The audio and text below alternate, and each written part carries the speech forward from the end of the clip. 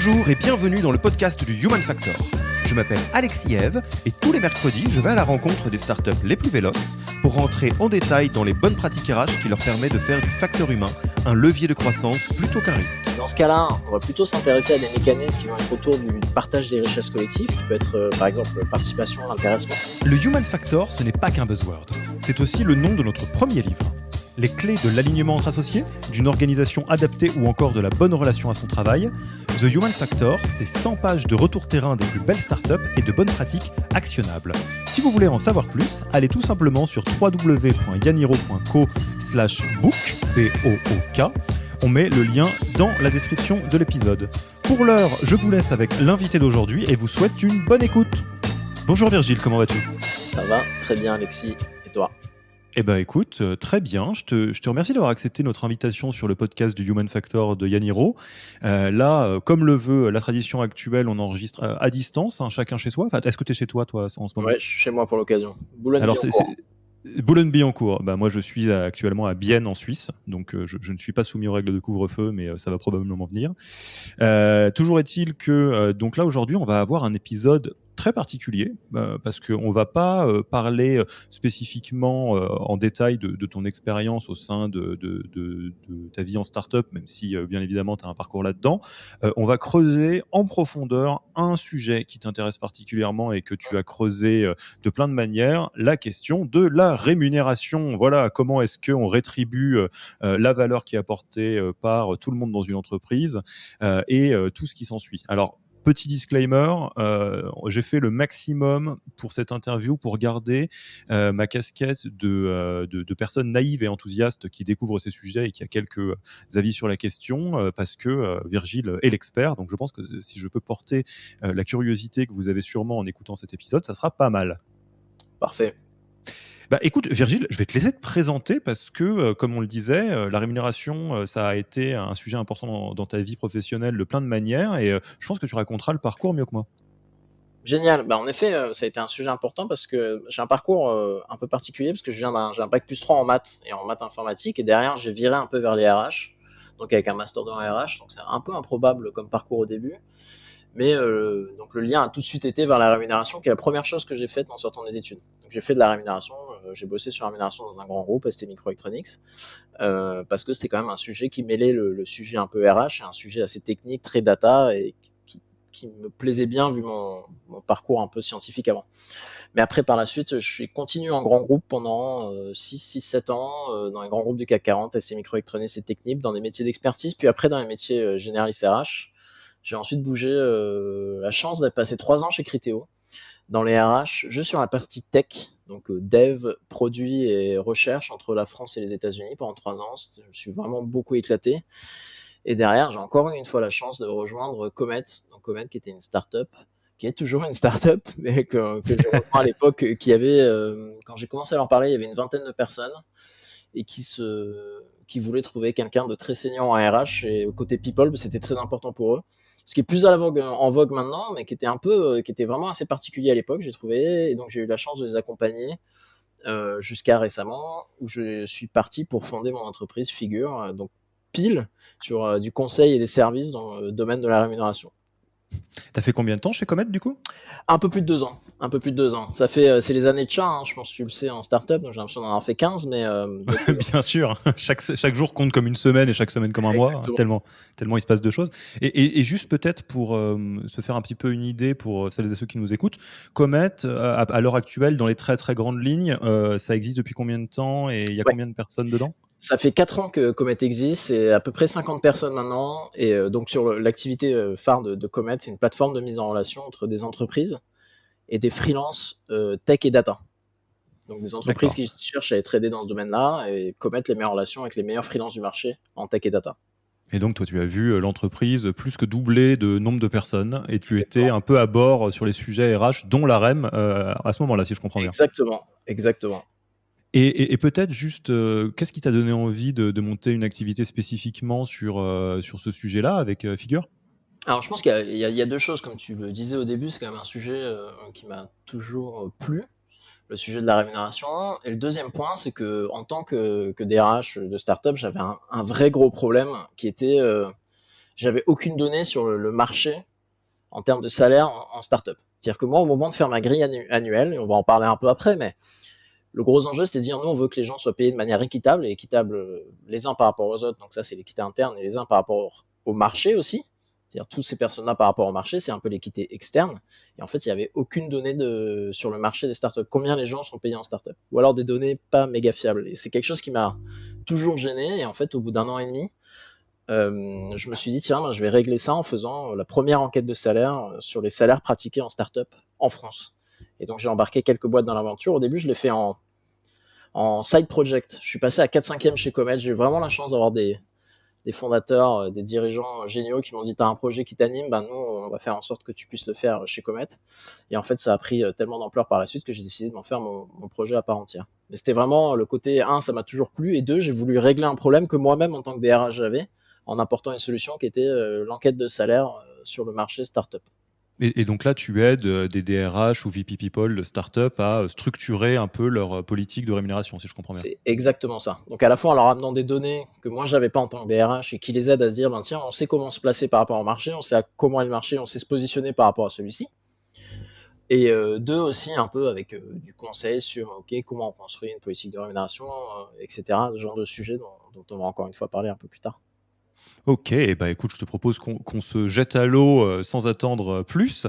Pour rappel, donc là, l'idée, ça va vraiment être de moi, en tout cas pour moi, de me mettre dans la peau de un DRH, un fondateur, une fondatrice, une VP People de startup qui est en train d'être dos au mur sur le sujet de la rémunération, c'est-à-dire on a laissé le truc un petit peu traîner, j'espère pendant pas trop longtemps, ou alors on est au tout début et on se pose les questions de comment bien positionner tout ça. Et toi, tu vas jouer ton rôle, hein, le rôle d'expert, pour nous aider à bien prendre le chose par le bon bout. Donc, par où on commence, Virgile, j'ai envie de te dire? Déjà, par où on commence, c'est une bonne question. Déjà, faut replacer le contexte. Quand on parle de rémunération, c'est quelque chose qui englobe souvent le salaire. En fait, ça, c'est assez simple. Souvent, ce qu'on va appeler les incentives et les court terme. Et ça, c'est plus ce qui est trait aux bonus, aux variables, notamment pour les fonctions commerciales, mais pas que, qui est un sujet intéressant. Plus les incentives un peu plus long terme. Là, on pense souvent, par exemple, au plan de stock option, de BSPCE, d'actions gratuites, des choses qui ont plus un horizon temporel de plusieurs années. Et on parle souvent aussi des avantages sociaux, on appelle ça benefits en anglais, qui sont tous les avantages donnés aux salariés, soit en flexibilité, temps de travail, jours de congé, soit des tickets restaurants, des accès au club de gym, etc., qui font un peu partie du package général qui sert à attirer un ou une candidate dans l'entreprise et un peu à fidéliser ces personnes-là ensuite. Alors, je vais jouer le naïf total, mais parce que je suis sûr que tu as des réponses intéressantes à ça. Au final, à quoi ça sert la rémunération? Je veux dire, à quoi ça sert de structurer une politique de rémunération? Pourquoi c'est crucial pour une entreprise de type startup de faire ça?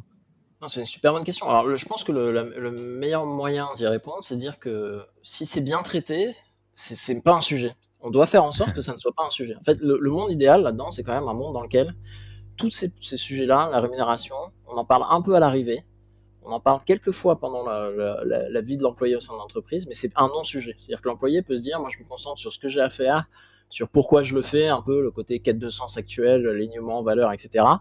Mais je vais pas avoir dans un coin de ma tête, tiens, est-ce que je suis payé équitablement par rapport à mes collègues? Est-ce que je suis payé équitablement par rapport au marché? Est-ce que je suis sous-payé? Est-ce que je suis surpayé? Est-ce qu'il n'y a pas mieux ailleurs, etc. Quand ce sujet-là il est mal traité, en fait cette partie-là du cerveau, ça accapare un temps de cerveau de tout le monde dans l'entreprise, de plus en plus important, ça crée des frustrations. Toutes ces questions-là que j'ai évoquées, les gens se les posent. Et si c'est pas très bien géré, ils se les posent souvent, ils se les posent trop souvent, et ça nuit à leur épanouissement, à leur bien-être, au bien-être collectif, parce que ça peut créer des tensions, ça peut créer des jalousies, ça peut créer un manque de confiance entre les dirigeants et les employés. Et c'est ça qu'on veut éviter en fait. Donc si c'est bien géré, c'est pas un sujet. Ça doit être le moins possible un sujet, ça doit être un sujet qu'on aborde quelques fois quand même, mais le moins possible. Donc concrètement, en fait, si je suis soit DRH, soit fondateur, fondatrice de start-up et que je commence à entendre parler des sujets de rémunération ou que je me pose la question, c'est presque qu'il est trop tard ou que c'est le bon moment de poser les bonnes bases, quoi. C'est exactement ça. C'est pas forcément trop tard, ça dépend comment il est amené, mais je pense qu'il faut le prendre proactivement quand même, c'est un peu ce que tu sous-entends, parce que en tout cas, si on commence à voir les premières tensions, les premières jalousies, les premiers sujets qui ressortent, c'est souvent qu'en plus ils ont commencé bien avant, parce que quand ils commencent à être exprimés, c'est qu'ils n'ont pas été exprimés pendant un moment, et c'est que souvent un peu tard. Mais c'est jamais trop tard pour s'occuper du sujet. D'accord. Donc, mais en tout cas, je le range et on a eu Claire de Evaneos qui a témoigné dans le même sens. Elle exprimait dans ces mots-là, elle disait que la question de la rémunération, c'est pas un levier motivateur, c'est un démotivateur, au sens où si la rémunération n'est pas bien traitée, ça va démotiver les gens. Mais à l'inverse, une très bonne rémunération, ça va pas particulièrement motiver les gens, ça va juste éviter qu'ils soient démotivés, ce qui est déjà très bien. Hein. Mais j'aime bien cette manière de le présenter. Ouais, elle a très bien présenté avec la présentation extrinsèque, intrinsèque, etc. Je suis complètement d'accord avec elle. On veut faire en sorte que ce soit pas un sujet. Et pour la plupart des boîtes, c'est pas vrai pour toutes. On va en parler un peu. Il y a un côté philosophique. C'est pas ce qui veut. On veut pas que les gens viennent ou travaillent uniquement pour ça. Mais on veut que ce ne soit pas un sujet qui les tracasse. Il y a des boîtes qui le font, pour qui c'est un sujet d'attraction et de rétention. Ça fait partie de leur philosophie. Mais pour la plupart des boîtes, c'est juste on veut en faire en sorte que ce ne soit pas un sujet justement. Alors ça, c'est très intéressant et on en parlait un petit peu. Ce que tu me disais, c'est que, avant qu'on enregistre l'épisode, c'est qu'avant même de rentrer dans la question de comment je structure ma rémunération et donc quel choix j'ai pour les salaires, les bonus et tout le reste, il y avait une question de se poser sur c'est quoi ma philosophie de rémunération au sein de l'entreprise et qui est nécessairement, j'imagine, corrélée avec d'autres éléments comme la valeur, la culture, enfin les valeurs, la culture, la vision, tout ça, non? Exactement. C'est vraiment clé et ça fait parfois, ça peut paraître un peu d'après une approche consultant, il faut se poser sur la philosophie autour de la rémunération, etc. Mais je pense que pour être très pratique, il faut vraiment se poser des questions sur qui on veut être en tant qu'entreprise avant de rentrer dans le qu'est-ce qu'on fait au niveau salaire, au niveau bonus, au niveau BSPCE, etc. Il y a plein de facteurs différents que l'on doit regarder. Il y en a plein, mais il n'y en a au final pas tant que ça. Le premier, c'est à quoi est-ce qu'on a envie que notre boîte ressemble et les gens qui y participent. Est-ce qu'on a envie de créer une aventure dans laquelle les gens rentrent et viennent passer, idéalement, on aimerait que tout le monde passe 5, 6, 7, 8, 9, 10 ans au sein de l'entreprise. Ou est-ce que, quand on se regarde de manière honnête, et il faut le faire, il faut se regarder de manière honnête, on se dit en fait, on est conscient que dans l'intégralité de l'entreprise ou dans certaines parties de l'entreprise, en fait, on est une entreprise dans laquelle les gens vont passer 2, 3, 4 ans. C'est une bonne école, on est une bonne école. Nous, on va pas mal s'y retrouver sur ces 2, 3, 4 années, mais au bout de 2, 3, 4 ans, on a quand même un fort turnover. Par exemple, une boîte d'audit, hein, on est conscient que les Big Four d'audit, c'est quand même des structures de boîtes dans lesquelles il y a peu de personnes qui restent longtemps et beaucoup de personnes qui restent 2, 3, 4 ans parce que ça fait partie de. Je pense qu'ils se sont appropriés le fait que ça fait partie de leur philosophie d'entreprise. Et ben, si on voit des perspectives de carrière sur 10 ans et qu'on veut pouvoir les offrir à tout le monde, donc en fait, on s'approprie le fait que les gens vont rester peu de temps, on n'a pas les mêmes choix de structure de rémunération derrière. De la même manière, est-ce qu'on est une boîte drivée par exemple par la tech ou drivée par les sales? Est-ce qu'on pense qu'on a un produit tech génial qui va presque se vendre tout seul? D'une certaine manière, c'est un peu ce que j'ai connu chez Criteo pendant longtemps. Criteo, ça a été fondé sur la tech, sur la technologie avant tout, et il y avait cette réputation qui était peut-être pas méritée de dire c'est un produit qui se vend seul. Et donc qu'est-ce qu'ils ont fait? Ils ont mis des moyens bien plus forts dans la tech et donc des salaires bien plus attractifs dans la tech. Ils ont dit nous, côté tech, on veut être les meilleurs du marché. On veut attirer les meilleurs du marché parce que c'est le nerf de la guerre pour nous. Donc on veut faire en sorte qu'au niveau salaire, on soit très très attractif sur cette tranche tech et peut-être qu'on sera un peu moins sur les fonctions support, un peu moins sur les fonctions sales. Au final, c'est pas trop grave. Parce qu'on pense que ce qui est important, c'est qu'on crée de la rétention et d'attraction sur la tech. Et ça, c'est une question aussi qu'elle doit se poser. Il y a la. Ouais, et c'est très intéressant parce qu'en fait, du coup, on remet la rémunération à sa juste place, à savoir, bien évidemment, comme la manifestation réelle et symbolique de la valeur qui est apportée dans l'entreprise par tous les collaborateurs et la collaboratrice qui la composent, bien évidemment, mais aussi comme un outil pour manifester la société au sens littéral que tu veux avoir. Et ce qui fait clic, c'est qu'il y a plein de schémas de ce genre-là, qui soient conçus en non, qu'on retrouve. On connaît tous le modèle. Tu parlais du modèle d'agent, d'audit ou de conseil en stratégie où tu es bien payé, mais par contre, il y a un turnover qui est très fort et qui est structurel parce qu'il y a pas mal de gens qui finissent chez le client ou qui finissent ailleurs. Mais on peut penser aussi aux grosses banques qui longtemps ont retenu des gens dans des positions qui étaient particulièrement peu enviables, avec des énormes salaires, quelque chose qui marche très mal avec les générations actuelles d'ailleurs, etc., etc. Enfin, donc, et se dire, oui, moi, si je veux les meilleurs tech de la place, ça commence par les payer au meilleur niveau possible. Ouais, et ça, c'est un jouer sur le facteur, le variable d'ajustement du du positionnement du salaire. Mais il y en a d'autres, parce que, par exemple, tu parlais culturellement, est-ce qu'on est une boîte où on va être centré sur l'aventure collective? Et dans ce cas-là, on va plutôt s'intéresser à des mécanismes qui vont être autour du partage des richesses collectives, qui peut être, par exemple, participation, l'intéressement, qui sont des mécanismes qui peuvent paraître un peu désuets, mais qui reviennent et qui vont revenir sur la table de plus en plus pour les startups, je pense, parce que c'est un excellent mécanisme de partage des richesses, d'aventure collective, d'objectifs collectifs, etc. Ou est-ce qu'on veut plus s'orienter vers de l'individuel et de la performance individuelle et du rewarding, de la récompense de cette performance individuelle? Peut-être que là, on va plus vers du bonus individuel ou du bonus pour la majorité des gens de l'entreprise, ou des plans de rétention très individualisés sur les top performers.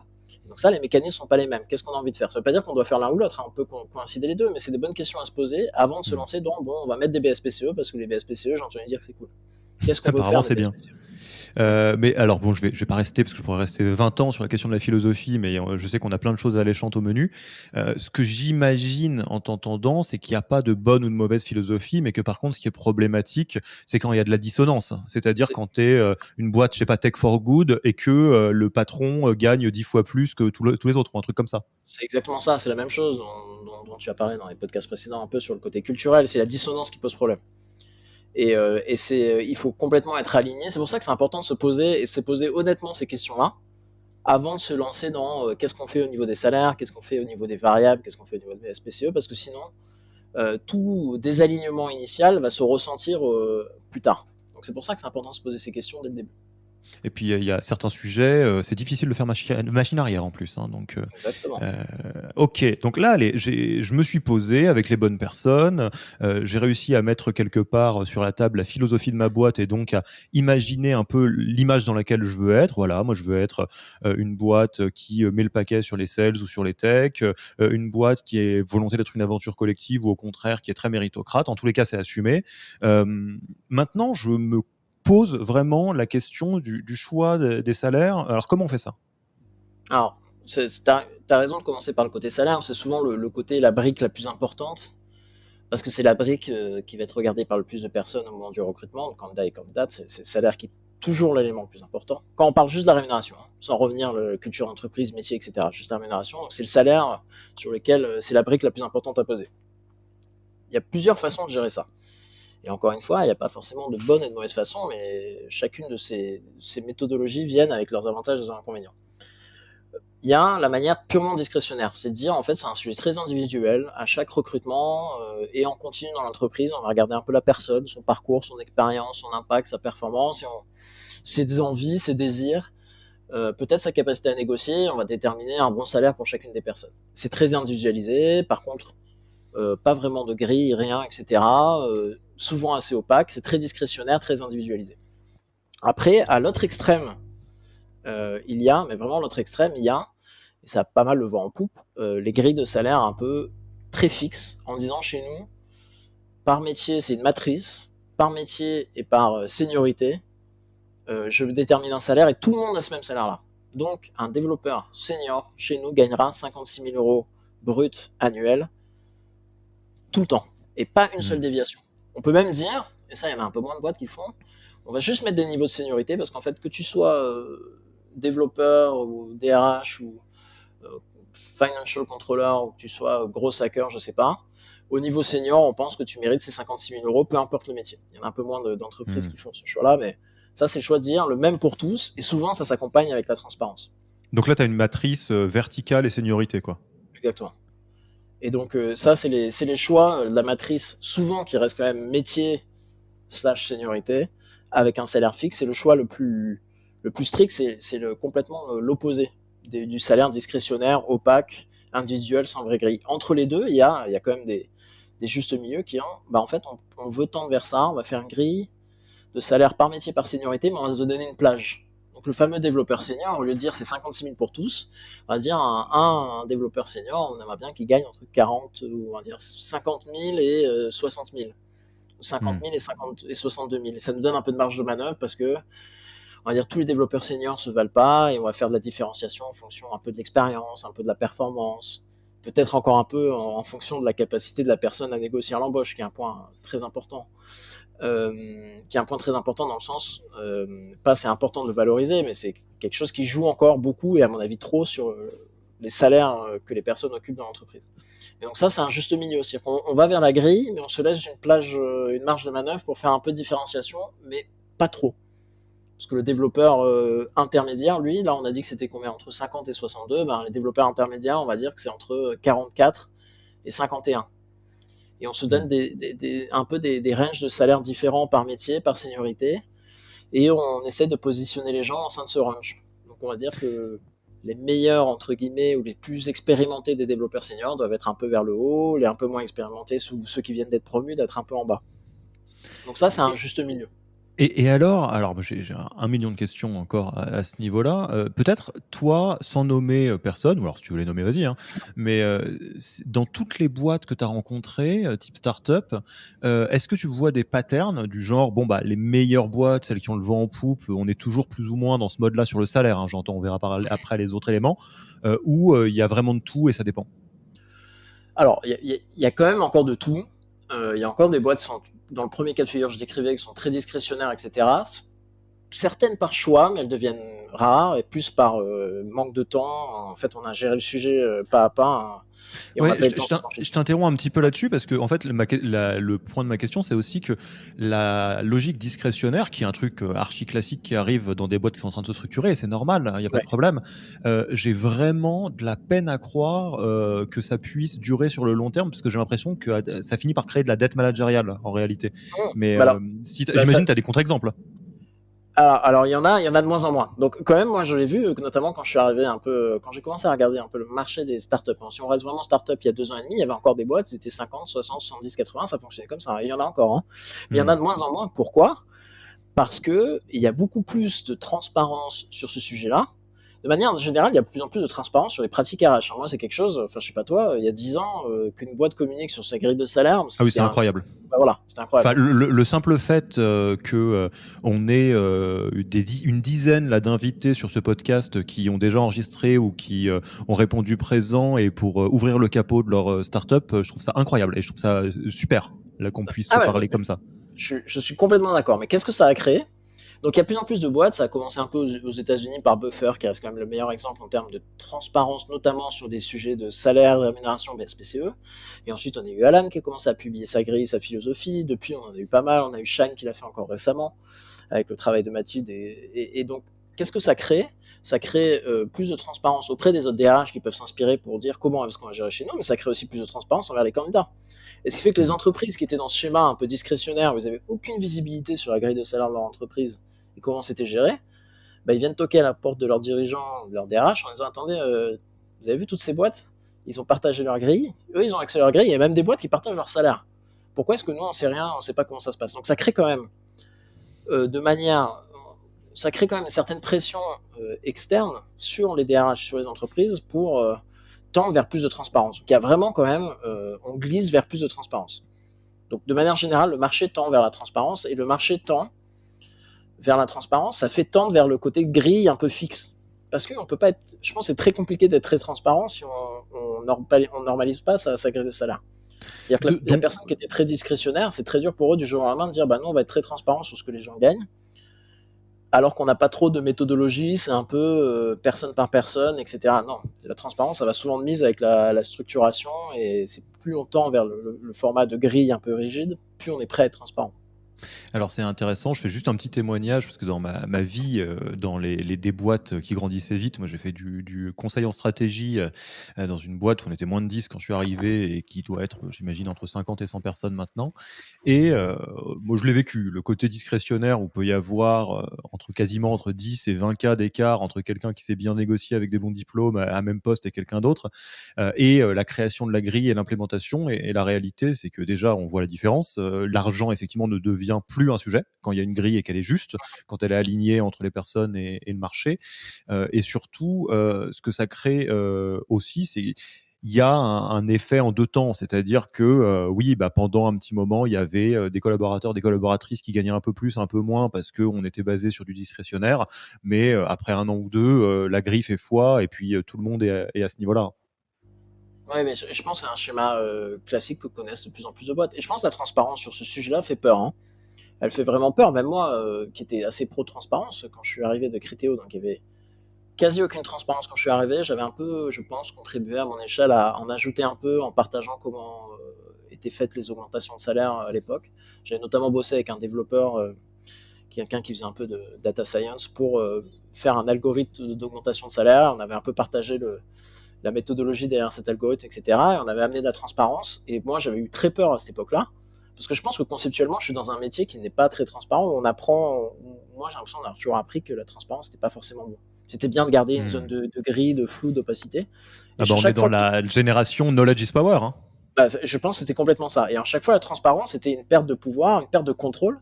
Mais à chaque fois, la leçon, c'est quand même que je regrette pas les moments où on a été plus transparent et qu'au contraire, on a vraiment gagné en sérénité, en confiance créée entre l'entreprise et les employés, etc.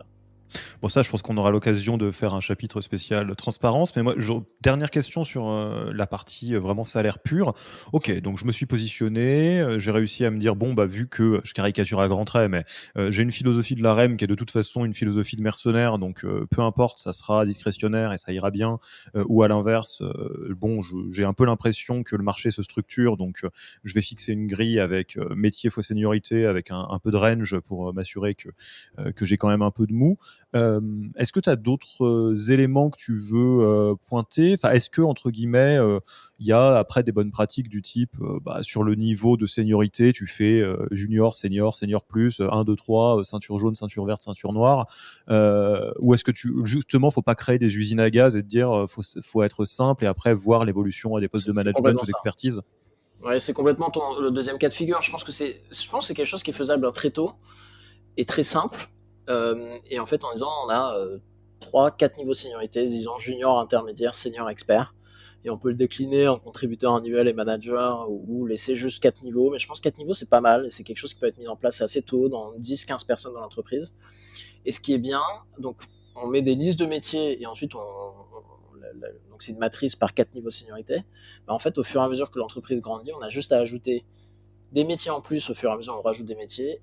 Et si on veut, des niveaux de seniorité en plus pour gagner un peu de granularité. Et en fait, ça évolue très bien comme ça. Faut pas faire une usine. Je pense qu'il faut pas tenter de faire 10 niveaux de seniorité d'entrée de jeu dans une petite entreprise, c'est trop. Commencer assez simple. Et après, progressivement, au fur et à mesure, on doit créer un peu de finesse parce que l'entreprise a grandi. On rajoute des métiers, on rajoute de la seniorité.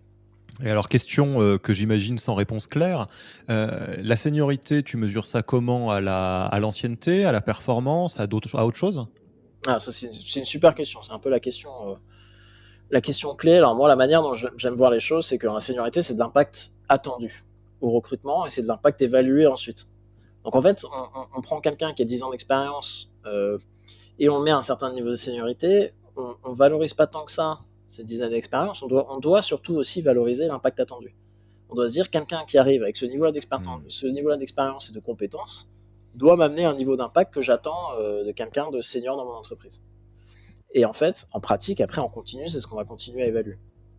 Est-ce que cette personne a eu un impact? Et en continu, peu importe leur expérience globale avant qu'ils arrivent dans l'entreprise, on doit pouvoir comparer les gens en termes d'impact qu'ils ont réussi à avoir, surtout sur des métiers similaires. Et c'est ça qui doit driver le niveau de seniorité. Donc en fait, ce qu'on se dit en creux, c'est qu'il y a une étape qui est même pas intermédiaire, mais qui est à faire en parallèle à côté de la philosophie de la rémunération. C'est que si on veut avoir un système de rémunération qui a du sens, on doit absolument avoir un système de mesure et d'évaluation de la performance et de savoir qu'est-ce que ça veut dire la performance pour chaque job. Je pense. Et je pense que c'est forcément vraiment vital et qu'il y a des boîtes qui ont toujours essayé. Il y a eu une mouvance un peu en dehors de. Il y a vraiment une vraie mouvance en dehors de la mesure de la performance. Alors déjà, je pense que la manière dont tu géré les entretiens annuels, etc., je pense que tu as connu ça, historiquement, ça avait extrêmement mauvaise presse. Il y a eu une mouvance on sort complètement, on mesure plus du tout la performance, on fait plus rien. Et ça a eu très bonne presse d'ailleurs. Moi, je me souviens de tous les articles qui sortaient, c'est pas Adobe qui avait été fait ça, il faut plus du tout d'entretien de performance, etc. Sauf que quand on le fait plus, génial, on le fait plus. Ça déporte quand même un sujet, c'est au moment des augmentations de salaire.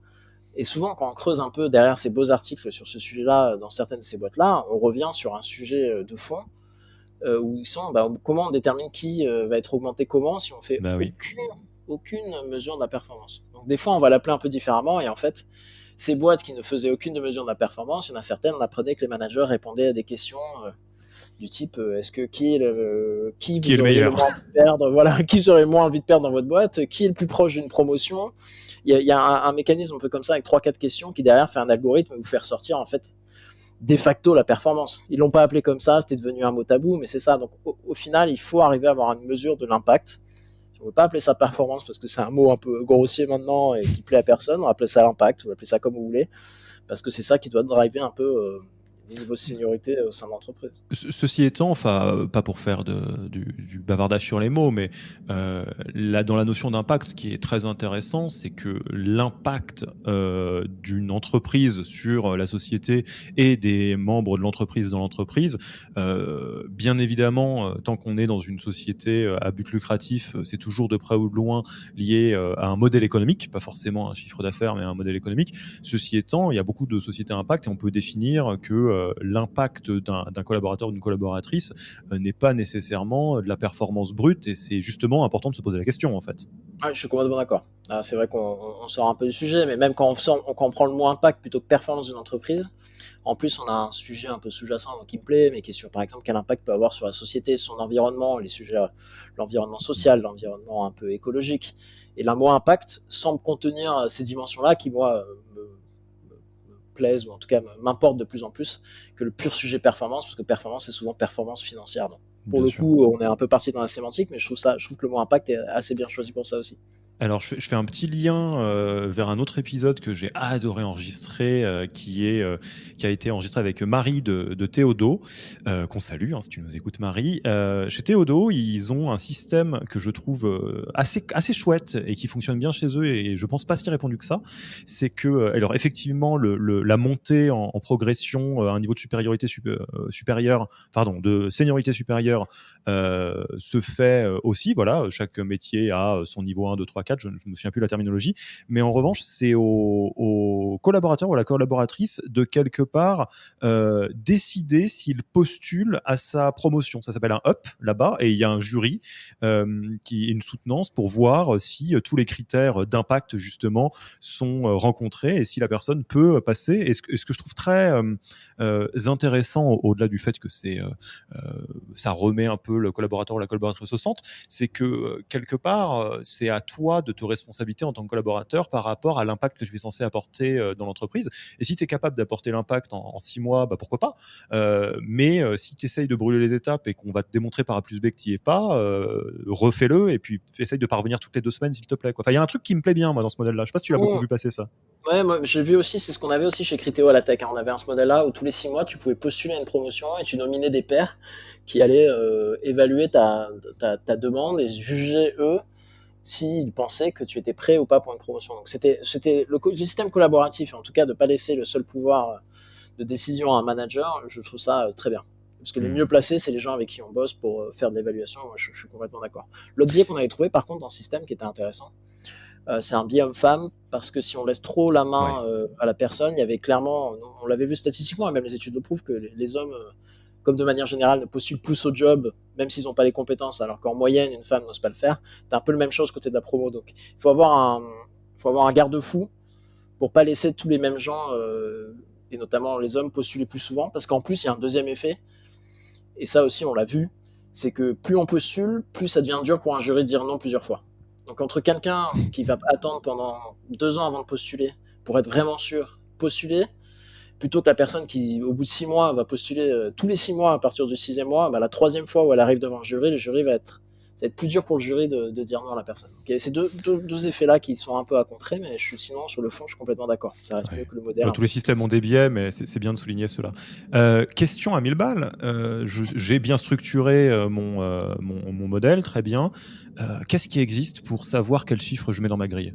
C'est la fameuse difficulté que tu as rencontrée, toi, quand tu y étais, quoi. Bah, comment on fait si on est en start-up? On contacte l'excellent, le génial Virgile Rinjard et on contacte Figure pour essayer d'avoir un benchmark. Mais non, mais moi je suis passé par là, donc Bien sûr. on peut bricoler au début. Il y a des cabinets de recrutement qui publient des enquêtes de salaire. On avait Rodolphe Dutel, fondateur de Remotive.io, qui avait publié une feuille collaborative, déclarative, où tout le monde pouvait indiquer son propre salaire. Employé de start-up déclare son salaire. Judith Tripart avait piloté un sujet là-dessus aussi, si je dis pas de bêtises. Qui, pardon? Judith Tripart, Oui, elle elle avait avait fait piloté un papier là-dessus, ouais. Exactement. Donc en fait, on a plein de sources diverses.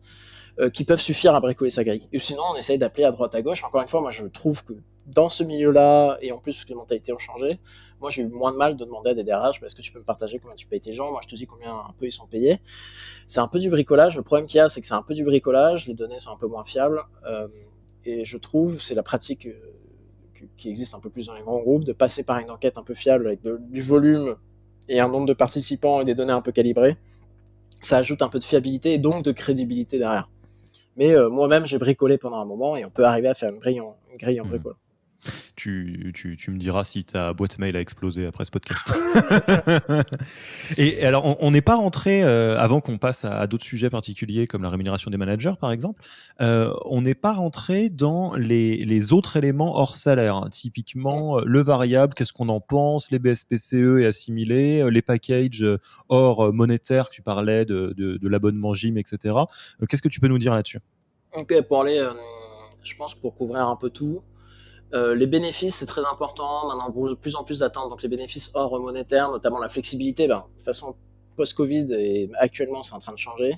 Mais il y a un vrai push pour de la flexibilité. Donc, les gens commencent à de plus en plus valoriser en dehors du salaire. Est-ce que je peux faire du télétravail? Est-ce que j'ai des jours de congé? Est-ce que j'ai des jours off? Est-ce que j'ai un congé deuxième par an supérieur, même si le gouvernement a fait des changements là-dessus? Donc, ça devient de plus en plus valorisé. Donc, c'est important de regarder ça aussi. Euh, et pour les BSPCE, moi, c'est un mécanisme que je pense est très sain pour de l'alignement collectif, pour du partage de richesse si c'est une belle aventure qui se crée. Néanmoins, je pense que c'est un endroit dans lequel il faut aller que si on le fait à fond. C'est-à-dire que les BSPCE, ça vaut le coup de se lancer dedans, d'en donner, de potentiellement en donner à tout le monde, ce qu'on faisait chez Comet, moi j'étais très fier de ça. Par contre, ça vaut le coup de le faire que si on passe beaucoup de temps à faire de la communication et de l'éducation sur ce sujet. Le pire scénario, c'est j'ai vu des boîtes qui disaient très bien, on donne des BSPCE à tout le monde, mais en fait ils expliquent pas trop ce que c'est, les candidats comprennent rien. D'ailleurs, attends, je vais te faire une petite pause. Est-ce que tu peux expliquer à ceux qui nous écoutent, qui peut-être ne connaissent pas l'acronyme, ce que c'est que les BSPCE et comment ça marche? Ouais, excellente question. Donc, BSPCE, c'est une stock option.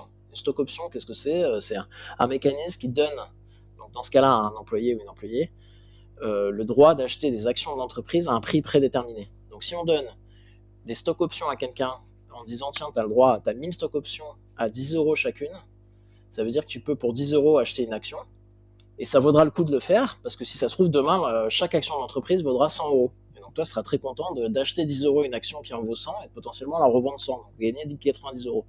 Donc, et le BSPCE, c'est donc un mécanisme de stock option spécifique à la France avec des avantages fiscaux pour les entreprises françaises qui sont plutôt petites, qui n'ont pas un certain chiffre d'affaires et qui sont domiciliées en France.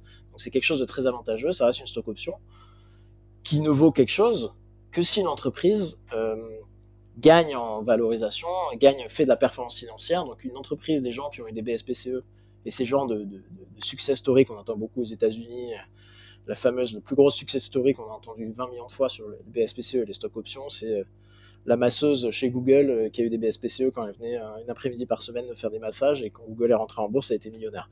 Mais c'est un peu moins arrivé en France, mais on commence à avoir quelques belles histoires là-dessus.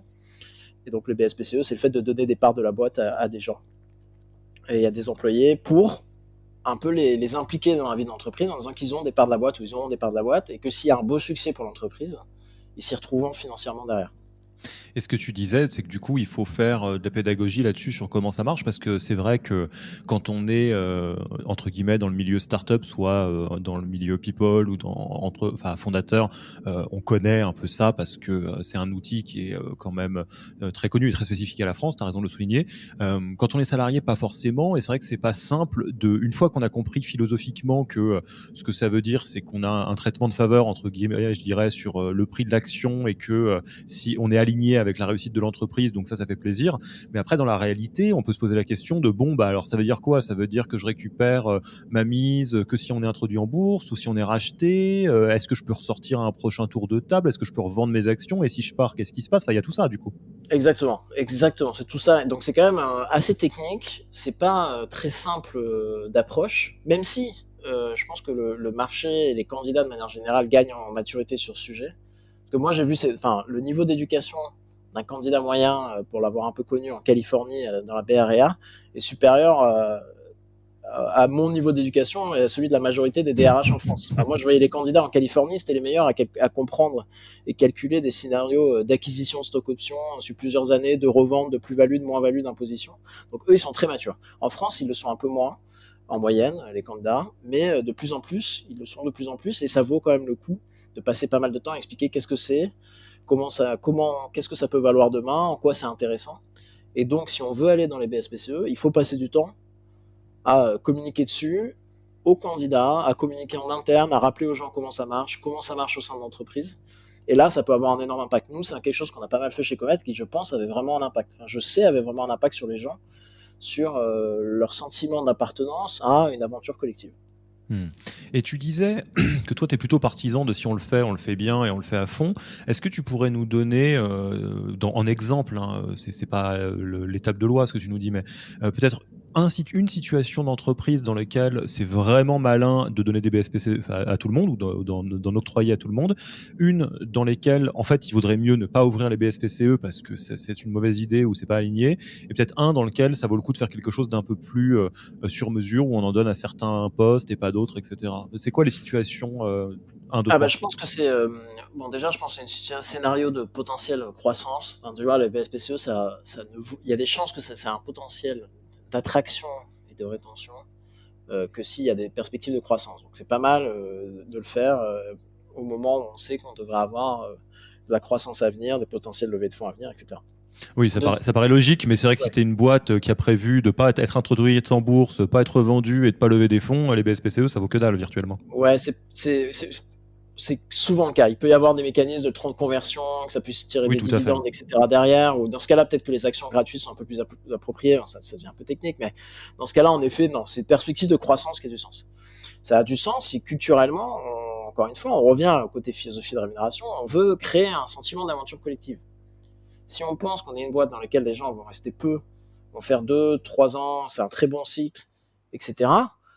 Dans ce cas-là, peut-être vaut mieux ne pas en donner à tout le monde, et dans ce cas-là, peut-être vaut mieux en dire, en fait, nous, chez nous, on pense que les gens vont pas mal passer 2-3 ans, mais certains d'entre eux ou certaines d'entre eux vont rester assez longtemps dans l'entreprise, et donc c'est au bout de 2 ans qu'on va se poser la question des BSPCE pour en donner à des gens qu'on voit potentiellement être les rares, entre guillemets, qui vont rester plus longtemps. Dans ce cas-là, ça vaut le coup de dire, on n'en donne pas à l'embauche, on n'en donne pas à tout le monde à l'embauche, mais on se dit, au bout d'1 ou 2 ans, on va regarder la performance et on va identifier les gens qu'on pense être des personnes potentiellement clés et long terme dans l'entreprise, on va en donner à ce moment-là.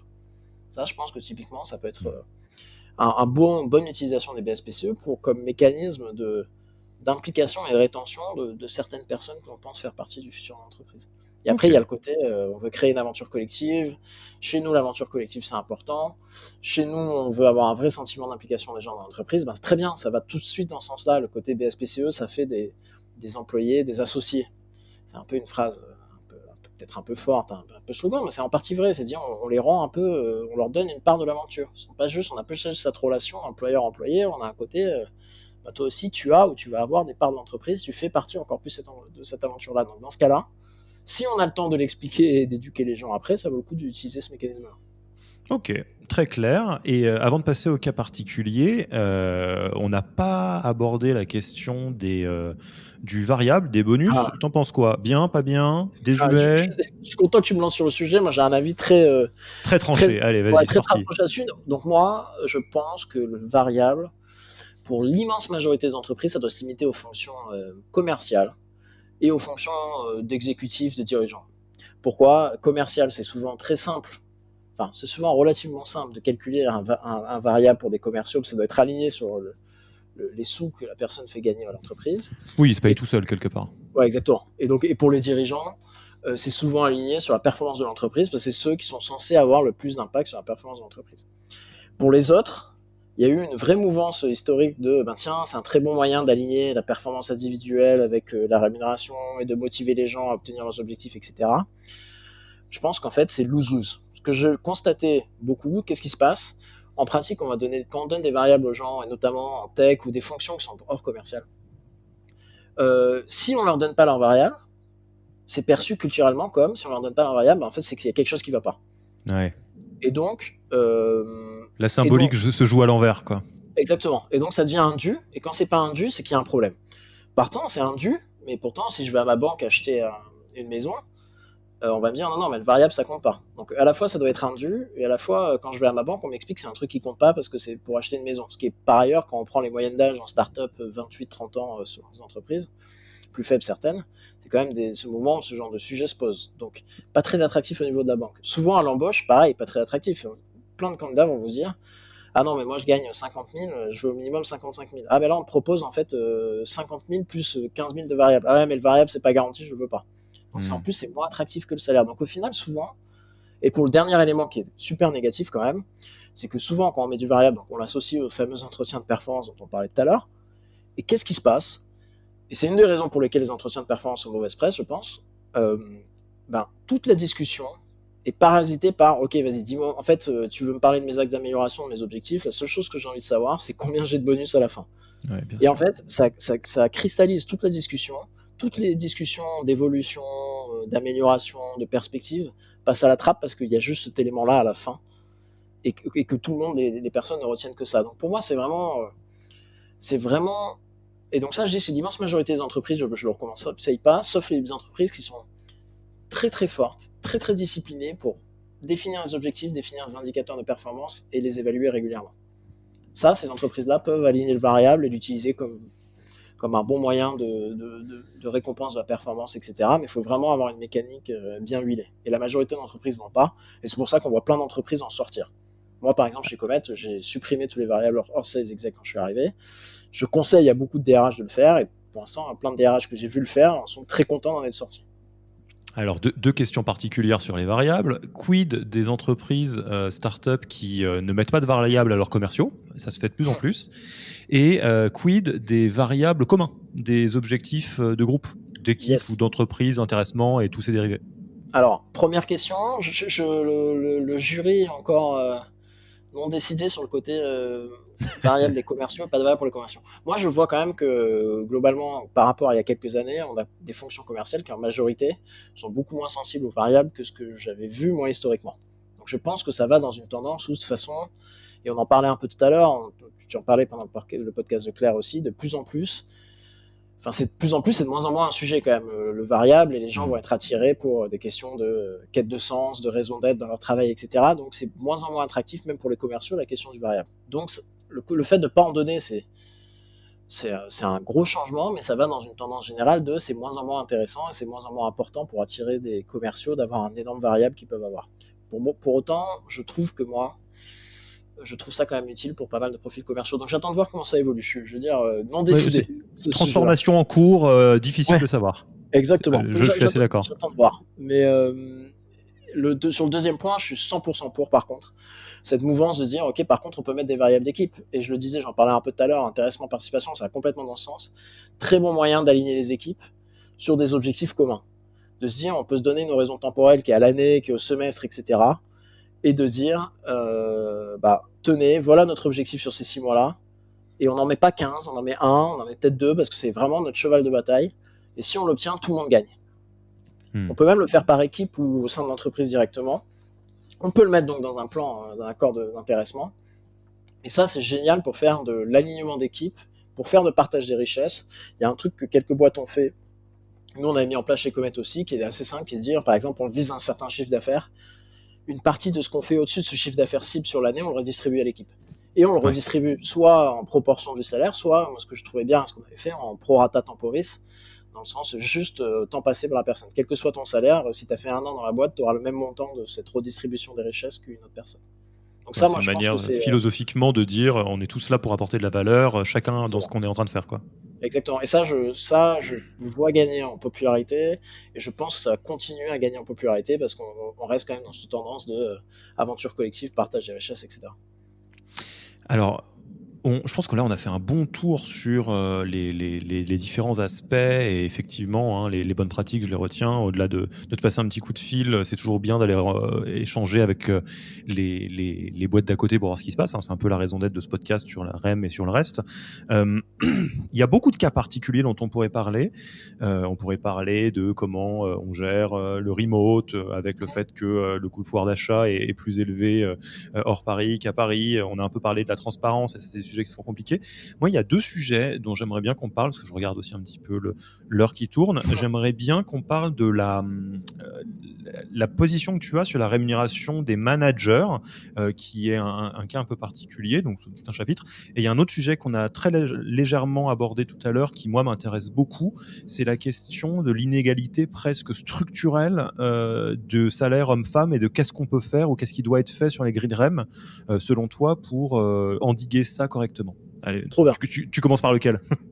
Je vais commencer par le plus simple, je pense, à traiter, que celui des managers, où j'ai beaucoup changé là-dessus. Donc j'ai beaucoup changé. Historiquement, j'étais très aligné avec une mouvance qui, je pense, est assez commune à plein d'entreprises et assez communément acceptée, qui est de dire on veut pas faire trop de bonus, trop de primes, trop d'avantages financiers pour les managers, parce qu'on veut qu'il y ait deux façons d'évoluer dans l'entreprise, en tant que contributeur individuel et en tant que manager. Les deux se valent. On veut casser un peu le système historique où la promotion passait par des postes de manager, etc. Donc on fait un peu d'alignement des salaires. C'est notamment ce qu'on avait fait nous chez Criteo et j'en étais très content. Néanmoins, je change un peu d'avis là-dessus, parce que je pense fondamentalement qu'être manager, dans la moyenne, ça peut être très enrichissant. Moi, j'ai beaucoup aimé manager, mais ça vient quand même avec beaucoup de responsabilités et que c'est pas toujours facile. Et qu'en moyenne, en tout cas dans le milieu tech, nous, ce qu'on avait vu, c'est qu'on avait beaucoup de gens en fait qui voulaient sortir du management ou qui ne voulaient plus faire de management. Et quand ils l'avaient fait, ils disaient il y a des côtés intéressants, il y a une telle pénibilité associée. Par moment, il y a des sujets pénibles, hein, quand on doit traiter de sujets de performance, de disciplinaire, de licenciement avec des gens de son équipe, quand ça se passe pas bien, etc. C'est pas facile à gérer. De manière générale, et je pense que c'est une bonne chose, c'est un poste, c'est un rôle qui a de plus en plus de devoirs et de moins en moins de droits. Historiquement, un manager, ça avait beaucoup de droits. Ça n'avait pas grand-chose, pas beaucoup de comptes à rendre à ses équipes. Maintenant, ça devient quand même beaucoup l'inverse. Moins en moins de droits, et ça a beaucoup plus de devoirs. Et encore une fois, je trouve ça bien. On passe par l'évaluation des managers par ses équipes, un peu le côté servant leadership, se mettre au service de ses équipes. Je trouve ça très bien, le mouvement de fond. Mais ça met énormément de pression sur le rôle de manager maintenant. Et donc, pour moi, j'en suis venu à changer un peu de point de vue là-dessus et me dire que ça va être valorisé.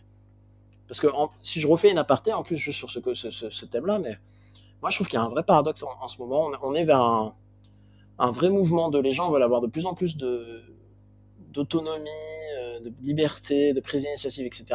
Néanmoins, en parallèle, on voit beaucoup plus encore une fois, de mise dans le viseur des managers, dans le sens, c'est les managers qui doivent m'expliquer, c'est l'entreprise ou les managers qui doivent me donner mes chemins de carrière, mes perspectives d'évolution, le feedback, comment je vais me développer, etc. Je trouve que c'est assez intéressant comment ces deux mouvances sont un peu paradoxales. C'est-à-dire qu'il y a un côté presque déresponsabilisant dans la gestion de sa carrière. On dit à la fois les gens ils veulent plus d'initiative, plus d'autonomie, mais à la fois c'est au manager de donner le feedback, d'expliquer la carrière qui va venir auprès de chaque personne, etc. Donc, je fais un petit aparté, mais je trouve que en partie à cause de ces raisons-là, ça devient de plus en plus dur d'être manager. Et donc maintenant, je reviens un peu sur mon point de vue historique, et je pense qu'il y a une certaine forme de responsabilité, de pénibilité, le mot un peu fort, mais honnêtement par moment un peu de pénibilité qui vient avec le rôle de manager, et que donc ça doit être valorisé au niveau rémunération. Pour moi, c'est pas bête de dire qu'à des niveaux quasiment équivalents, il y a un peu une prime au management d'équipe, en espérant que ça ne soit pas la raison pour laquelle les gens veulent devenir manager. Ouais, ce que je comprends qui a motivé ton évolution d'opinion là-dessus, c'est que tu as vu des situations dans lesquelles c'était pas le paradigme, qu'il y avait un paradigme d'évolution de carrière possible dans l'expertise d'un côté et dans le management de l'autre, mais que tu voyais que les managers, enfin si j'ai bien compris, ne restaient pas en fait, que c'était trop dur. Exactement. Ah ouais, c'est clairement chez Criteo, on était venu à un moment où on avait du mal à recruter le premier niveau de management qui était le niveau de lead. On avait du mal à en faire venir. On en avait qui venaient et qui disaient, mais en fait, merci, mais ça vaut pas la peine. Ouais. Ah ouais, non, mais en plus, vous me dites que je gagnerai un niveau salaire, moi je repasse contributeur individuel. Entre guillemets, c'est plus tranquille. Alors c'est hyper intéressant ça, parce que je pense qu'un peu comme la question du non variable des commerciaux, c'est un truc qui est un peu work in progress. Enfin, en tout cas, moi je le ressens comme ça, sans expertise sur la REM, mais sur des dynamiques managériales, de leadership, etc. Alors bon, la grille de lecture, on la connaît depuis très longtemps. On a beaucoup critiqué le fait que l'évolution de carrière dans le milieu du travail, ça veut dire le management globalement. Ce qui est idiot, parce que le management, c'est un métier, le leadership, c'est un métier, et il y a des gens qui s'épanouissent là-dedans, il y a des gens qui s'épanouissent moins et qui s'épanouissent s'épanouiront beaucoup plus dans une position d'expertise. Soit. Donc ça, c'est effectivement mettre un pavé dans la mare là-dessus, c'est une bonne chose. Et avoir des branches différentes de trajectoire de carrière, c'est pas inintéressant. D'ailleurs, il y a pas mal de témoignages là-dessus dans le très bon Radical Candor, qui parlait des parcours de rockstar versus superstar. La rockstar étant le pilier sur lequel tu peux t'appuyer, la superstar étant celui qui est censé avoir une trajectoire phénoménale, et que tu peux pas avoir que des superstars, ça marche pas.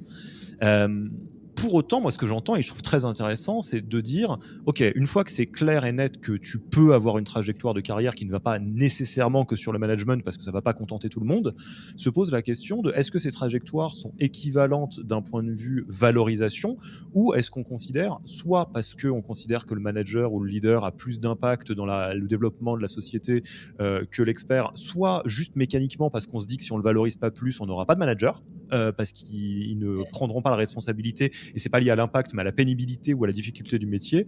Je trouve ça passionnant, et j'ai un peu l'impression que chacun doit se poser la question dans sa barque en fait. Et je suis d'accord, je pense que sur ça, comme sur le variable, comme tu disais, on a toujours des mouvements de balancier face à une situation. On a toujours un mouvement complètement extrême qui arrive, et qu'au final, on va se recentrer sur un juste milieu. Moi, c'est mon point de vue. Donc, c'est pour ça que le variable des commerciaux, work in progress, c'est un vrai extrême. J'ai l'impression, si je devais faire un pari, qu'on va se recentrer sur un juste milieu qui sera moins important que par le passé, mais quand même existant. C'est pareil sur le management. Je pense qu'on est parti sur un juste milieu de pure équivalence, mais qu'on va revenir doucement vers un entre-deux entre l'ancien monde et le nouveau monde, entre guillemets. Ok, bon. Donc on laisse le dossier ouvert et on l'écrit tous ensemble. Dernier dossier chaud, la question du plafond de verre, de l'inégalité de salaire des femmes. Déjà, est-ce qu'en start-up, on fait mieux que la moyenne ou pas tant que ça, si on est très honnête? Pas forcément tant que ça, non, je pense. Ouais. D'ailleurs, Judith Ripin, donc, a lancé, qui était ta première interviewée, si je me trompe pas. Tout à fait, absolument, on la salue. A sorti un excellent livre blanc sur la diversité en start-up, auquel j'ai eu la chance de participer, et qui traite en partie de ce sujet-là. Et donc non, je pense pas que les startups soient nécessairement des bons élèves. Et pourquoi? Parce que je pense qu'une des premières causes de l'inégalité salariale, c'est notamment la fixation du salaire à l'embauche. Et les écarts qu'ils peuvent avoir au moment de cette détermination du salaire à l'embauche. Et ces écarts arrivent souvent, ou arrivent le plus dans les moments où le processus de détermination de salaire à l'embauche est discrétionnaire. C'est un peu le cas de figure qu'on discutait, dont on parlait au début là. Et donc, plus c'est libre, plus on va laisser le salaire se déterminer un peu par la capacité de négociation du ou de la candidate. Et donc, on sait qu'en moyenne, et ça en plus à ça, Edith Zeller de chez Avisio a fait un post là-dessus. Ils ont pris des datas de gens qu'ils ont pu interviewer, ils ont bien pu montrer qu'en moyenne, dans les candidats dans les candidats qu'ils avaient interviewés, les candidates en tout cas étaient bien plus prêtes à remettre en cause leur salaire, à ne pas augmenter leur salaire pour rejoindre un poste, alors qu'en moyenne, les candidats hommes, eux, étaient beaucoup moins prêts à le faire et demandaient en moyenne beaucoup plus d'augmentation lors de leur prochain job. Donc plus on laisse place à la négociation, plus c'est prouvé qu'on va créer des inégalités de salaire à l'entrée, à poste équivalent, seniorité, compétences équivalentes entre hommes et femmes. Et donc, comme en startup, il y a quand même beaucoup moins de processus de grille de salaire établi, surtout très tôt dans les startups, que dans les plus grands groupes. Il y a plus de place à la négociation, et donc je pense qu'il y a plus d'inégalités salariales dans les startups un peu dans leurs premières années, si on ne met pas trop de garde-fous derrière. Donc, je pense que c'est un élément très fort qui fait que c'est pas forcément les bons élèves là-dessus. Et en plus, il faut vraiment garder en tête que les salaires à l'embauche sont vraiment déterminants pour le suite de la carrière, parce que quand on prend des budgets d'augmentation moyen de 2, 3, 4% par an, s'il y a une inégalité salariale forte à l'embauche entre un homme et une femme à poste équivalent, ça va être très compliqué de fermer, de réduire cette inégalité avec des budgets qui sont de l'ordre de 2 à 4%. Si une personne est rentrée à 60 et l'autre est rentrée à 52 000 euros, 52 000 euros annuels et 60 000 euros annuels, 8 000 euros de salaire à coût de 2 ou 3, 4% d'augmentation, c'est très dur à résorber. Donc, je pense que c'est un effet très important, et c'est une des raisons pour lesquelles les entreprises doivent très tôt se poser les questions de comment on fixe ses salaires, est-ce qu'on doit faire une grille, sur quels éléments objectifs est basée notre grille, et quelle place on laisse à la négociation à l'embauche, mais même en continu. Parce qu'en France, on parle souvent d'augmentation annuelle et de négociation annuelle de salaire. Oui. Et donc, ça, c'est une partie très importante sur laquelle les entreprises ont un vrai impact. Après, ça explique qu'une partie des inégalités. Moi, c'était le sujet de ma sortie de ma thèse de stage, l'inégalité salariale homme-femme. Donc ça reste D'accord, ouais, encore aujourd'hui. Toutes les restes, le reste des écarts, c'est souvent des conséquences de maux plus profonds. Enfin, c'est-à-dire les écarts de salaire homme-femme sont souvent des symptômes d'une maladie plus profonde. Donc, en fait, ça attire beaucoup l'attention parce que c'est très souvent, chaque année, on entend 26%, 28% d'écart entre hommes et femmes en moyenne, etc. Mais c'est souvent des symptômes de maux plus profonds qui sont les plafonds de verre. Tu l'as mentionné. En moyenne, c'est plus dur pour les femmes d'arriver à des postes de direction. Et ça, on le voit dans toutes les entreprises en France, et on le voit aussi même dans la proportion de femmes parmi les comex de la plupart des startups, même des startups aussi, vraiment.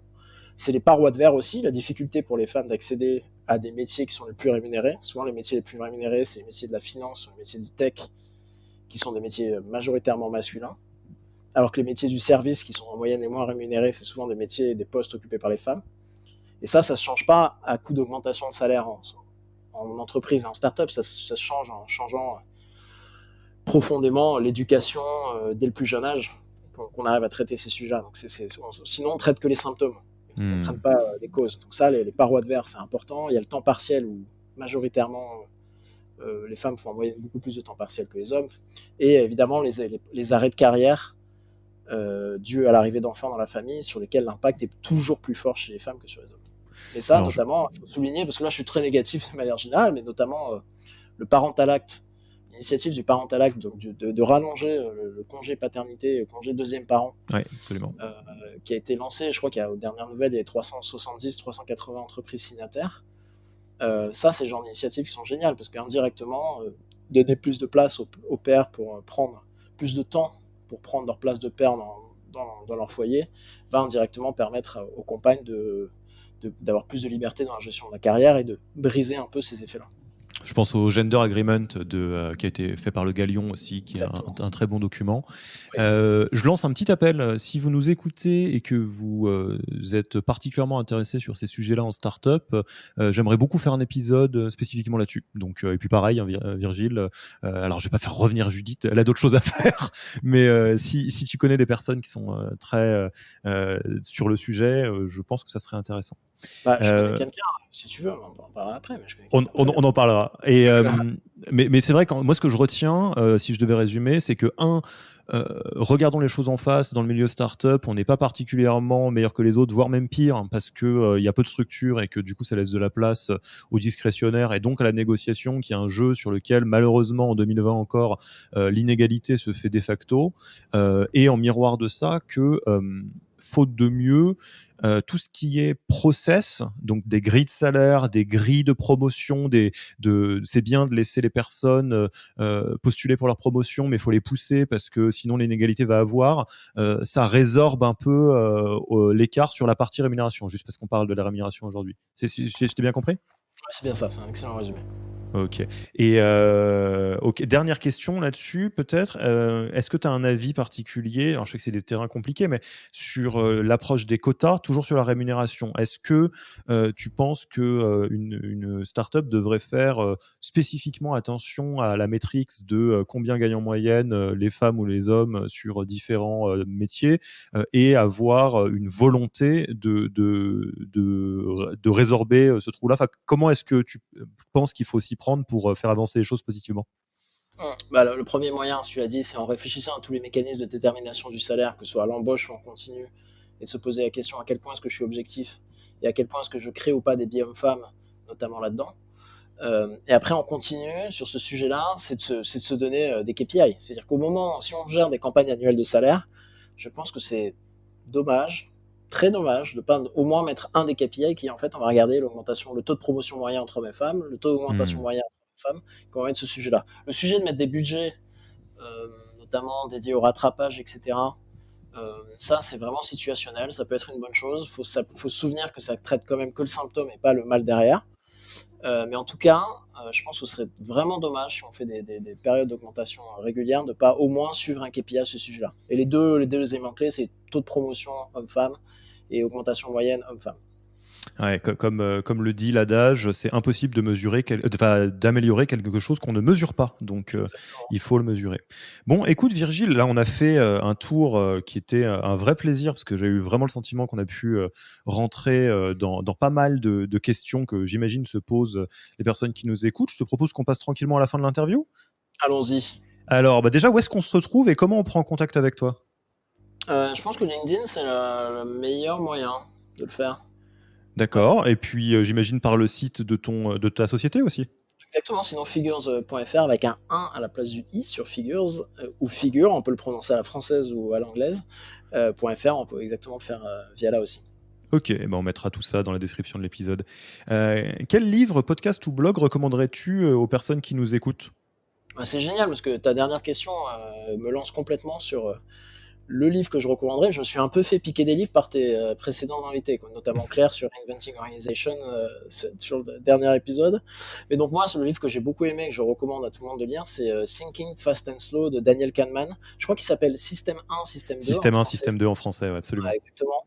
Et en fait, parce qu'on parle notamment beaucoup des biens inconscients, et donc on parle de plus en plus des biens inconscients, mais c'est très dur de s'approprier ces sujets-là et de réaliser l'impact de ces biens inconscients que l'on a sur chacun si on passe pas un peu de temps à lire. Et moi, c'était un bouquin qui m'a pas mal, vraiment, qui a beaucoup ouvert les yeux sur ça, sur l'impact des différents types, donc de différents systèmes de cerveau et comment un des deux systèmes qui nous fait réagir quand on n'y réfléchit pas trop est biaisé de plein de façons différentes.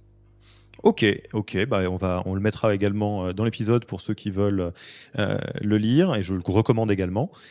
Qui nommes-tu pour le prochain épisode du podcast? Qui va passer devant le micro? Ah bah, encore une fois, tu as fait la passe décisive tout à l'heure en parlant de diversité. Je pense que Pauline Bergeret, qui a été RH chez AXA pendant de longues années et qui après a fait pas mal de temps chez Algolia aussi, est la meilleure personne que je connais sur ce système de la diversité. À chaque fois que j'en parle un peu avec elle, je me sens très bête, ce qui est une assez bonne chose. Je pense que ce serait un super invité sur ton podcast. D'accord, donc en deux temps déjà, Pauline, c'est probablement quelqu'un qu'on aimerait avoir sur le podcast. Et deux, si on veut faire un épisode spécial diversité, Pauline serait probablement une bonne porteuse de ce sujet, si je comprends bien. Exactement, win-win. Ok, bon bah Pauline, tu ne le sais pas encore, mais je suis en train d'essayer de faire un mail d'intro via Virgile pour te rencontrer. Ah, ok, bon, j'espère vraiment qu'on pourra faire cet épisode. Écoute, Virgile, c'était un vrai plaisir d'échanger avec toi sur cet épisode spécial. On n'en a pas fait beaucoup pour l'instant des épisodes qui rentrent en vertical, donc n'hésitez pas à nous envoyer des petits messages par les commentaires de votre appli de podcast ou par mail sur si vous voulez qu'on en fasse d'autres ou si vous préférez vraiment les témoignages spécifiquement dans une entreprise. Mais en tout cas, merci beaucoup pour ton temps et puis je te dis à très bientôt. Merci à toi, Alexis. C'était un vrai plaisir de pouvoir participer. C'était un vrai plaisir aussi de pouvoir écouter. Donc, merci d'avoir lancé cette podcast. Et on n'a pas fini, on est encore très excités sur les prochains épisodes. Génial. Allez, à la prochaine. Au revoir, Alexis. Merci d'avoir écouté cet épisode. S'il vous a plu et que vous ne voulez rater aucun nouvel épisode, abonnez-vous à la newsletter en allant sur le site www.yaniro.co et